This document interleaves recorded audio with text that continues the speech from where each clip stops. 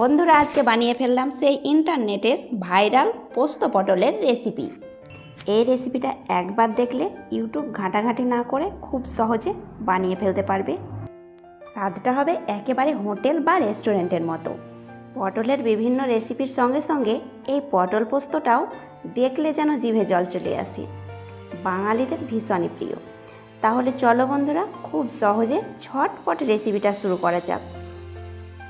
এখানে আমি টাটকা 6 থেকে 7খানা পটল নিয়েছি। পটলের ওপরের অংশটাকে একটু চাকু দিয়ে চেঁচে নিলাম। খোসাটাকে কেটে নেবে না, এইভাবে চেঁচে নিয়ে দুই পাশটাকে একটু কেটে বাদ দিয়ে মাঝ বরাবর চাকু দিয়ে কেটে নিচ্ছি। একেবারে পটলের অর্ধেকটা কেটে ফেললাম। আর দেখতেই পাচ্ছ বন্ধুরা, এইভাবে কেটে নিলে পটলের মধ্যে লবণ ঝাল ভালোভাবে ঢুকে যায়। ব্যাস এইভাবেই আমি সমস্ত পটলগুলোকে কেটে নেব। কাটা হয়ে গেছে। এবার দিয়ে দিচ্ছি পটলের মধ্যে সামান্য পরিমাণে হলুদ আর সামান্য পরিমাণে লবণ হলুদ দিয়ে ভালোভাবে পটলগুলোকে মাখাতে থাকবো। লবণ আর হলুদ দিয়ে হাত দিয়ে ঘষে ঘষে সমস্ত পটলগুলোকে মাখিয়ে নিতে হবে। লবণে পটলগুলোকে অনেকটাই নরম করে তোলে। মাখানো হয়ে গেছে। এবার বন্ধুরা পরের স্টেপে চলে এলাম। মিক্সিং জারের মধ্যে নিয়েছি 2 চামচ পরিমাণে পোস্ত আর 3 চামচ পরিমাণে সাদা তিল, আর দিয়ে দিচ্ছি 1.5 চামচ পরিমাণে হলুদ সর্ষে। এবার হাতের কাছে পোস্ত না থাকলে তোমরা তিল আর সর্ষে দিয়ে বানাতে পারো। মিক্সিং জারের মধ্যে শুকনোভাবে গুঁড়ো করে নিলাম প্রথমে, তারপরে দিচ্ছি লবণ আর 2টো কাঁচা লঙ্কা। 1 বাটি পরিমাণে জল দিয়ে ব্লেন্ড করে নিচ্ছি। একটা মসৃণ পেস্ট তৈরি করে নিতে হবে। এবার কড়াই বসিয়ে দিয়ে দিচ্ছি তেল। সামান্য পরিমাণে তেল দিয়েছি আর তেল ভালোভাবে গরম করে নিলাম। তারপরে একে একে পটলগুলো দিয়ে দিচ্ছি। তেলের মধ্যে পটলগুলোকে বেশ একটু ভেজে নেব। পটল ভেজে নিলে খুব তাড়াতাড়ি সেদ্ধ হয়ে যায়, আবার পটলের স্বাদটা খুব ভালো লাগে এইভাবে একটু ভেজে নিলে। অবশ্যই তেলের মধ্যে পটলগুলোকে ভেজে নেবে। এই পটল পোস্তটা বানাচ্ছি পোস্ত দিয়ে। তোমরা কেউ পোস্ত দিয়ে না বানাতে চাইলে তিল আর সর্ষে দিয়ে বানাতে পারো বা শুধু তিল দিয়েও বানাতে পারো। খুব সুন্দরভাবে পটলগুলোকে ভেজে নিয়েছি। এবার উঠিয়ে নিচ্ছি। আর বন্ধুরা এইভাবেই পটলগুলোকে হালকাভাবে ভেজে নেবে। ওই একই কড়াইয়ের মধ্যে দিয়ে দিচ্ছি সামান্য পরিমাণে আবারও সর্ষের তেল আর 2টো শুকনো লঙ্কা। তারপরে দিচ্ছি 1 চিমটে পরিমাণে হিং দিলে স্বাদটা খুব ভালো লাগে। এবার দিয়ে দিচ্ছি সর্ষের পেস্ট। সর্ষের পেস্টটাকে দেওয়ার পরে আমি ভালোভাবে নাড়াচাড়া করে নিচ্ছি।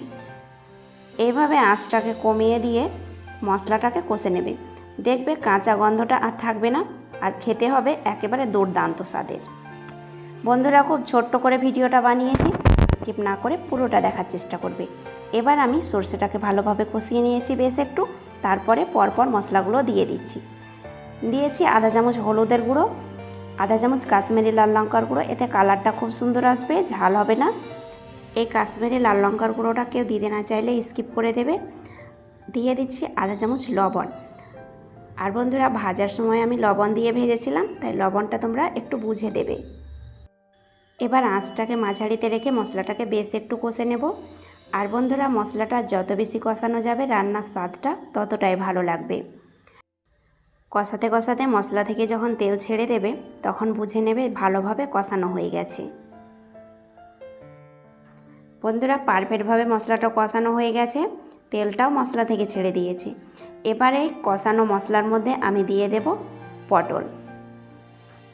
পটল দেওয়ার পরে এবার পটলটাকেও আমি মশলার সঙ্গে বেশ একটু নাড়াচাড়া করে কষিয়ে নেব। বেশ আমি 2 মিনিট মতো মশলার সঙ্গে পটলগুলোকে কষে নিলাম। এবার দিয়ে দিচ্ছি জল। এখানে 1 কাপ পরিমাণে জল অ্যাড করে দিচ্ছি, যেন এই জলের মধ্যে পুরোপুরি পটলগুলো সেদ্ধ হয়। আর বন্ধুরা আশা করছি এই ভিডিওটা তোমাদের সকলের পছন্দ হবে। পছন্দ হয়ে থাকলে অবশ্যই একটা লাইক করবে। আর যেসব বন্ধুরা সাবস্ক্রাইব এখনও করোনি অবশ্যই সাবস্ক্রাইব করে আমার সঙ্গে থাকবে। আর ভিডিওটা স্কিপ না করে পুরোটা দেখবে, তাহলে পারফেক্ট বানাতে পারবে। 2টো কাঁচা লঙ্কা দিয়ে দিলাম আর ঢাকা দিয়ে দিচ্ছি 5 মিনিট মতো। 5 মিনিট পর ঢাকনা খুলে নিয়েছি। আর দেখো বন্ধুরা, গ্রেভিটা অনেকটাই টেনে নিয়েছে আর আগের থেকে অনেকটাই ঘন হয়ে গেছে।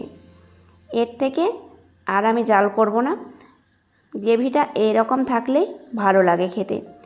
আর সেই জলের মধ্যেই পটলগুলো পুরোপুরিভাবে সেদ্ধ হয়ে গেছে। এই পর্যায়ে আমি সামান্য পরিমাণে চিনি যোগ করে দিয়েছিলাম, বিশেষ কারণে হয়তো ক্যামেরাবন্দি হয়নি, তাই তোমাদেরকে দেখাতে পারলাম না। এই সময় তোমরা আধা চামচ চিনি যোগ করে দেবে। এবার দিয়ে দিচ্ছি কিছু পরিমাণে ধনেপাতা, একটু ফ্লেভারের জন্যে। ধনেপাতা না পছন্দ থাকলে দেবে না। এবার নাড়াচাড়া করে মিশিয়ে নামিয়ে নেব। গরম গরম ভাতের সঙ্গে এই পোস্ত পটলের রেসিপিটা ভীষণ ভালো লাগে। আর খুব সহজে পোস্ত পটলের রেসিপিটা তোমাদের বানানো দেখিয়েছি।